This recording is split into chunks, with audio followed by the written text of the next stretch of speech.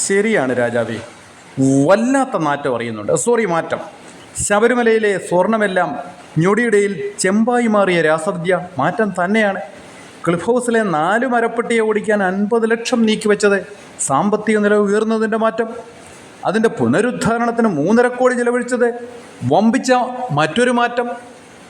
85 ലക്ഷം രൂപ മാസവാടകയിൽ ഹെലികോപ്റ്റർ പ്രദർശിപ്പിക്കുന്നത് വമ്പൻ മാറ്റമല്ലേ?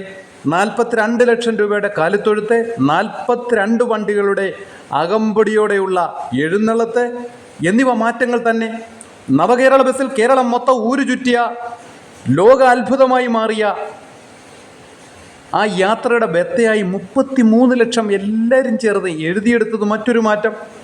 21 പാർട്ടി ഭക്തർക്ക് PSC മെമ്പർ ജോലി, മാസം 4 ലക്ഷം ശമ്പളത്തിൽ നൽകുന്നത് അത്ഭുതകരമായ മാറ്റമല്ലേ? നമ്മുടെ പാർട്ടി സ്നേഹികളായ ആശമാർക്ക് ഒരു ദിവസം 233 രൂപ എന്ന വൻതുക ശമ്പളമായി കൊടുക്കുന്ന മാറ്റം സംസ്ഥാനത്തിൻ്റെ വികസന സൂചികയെ വിളംബരം ചെയ്യുന്ന മാറ്റമല്ലേ? അങ്ങനെ എന്തെല്ലാം മാറ്റങ്ങൾ. 233 രൂപയുടെ പട്ടച്ചാരായത്തിന് 1000 രൂപ നിരക്കിൽ 20 രൂപ ബോട്ടിൽ ചാർജ് കൂടി ഈടാക്കി വിൽക്കുന്നതും വമ്പൻ മാറ്റം തന്നെയാണ്.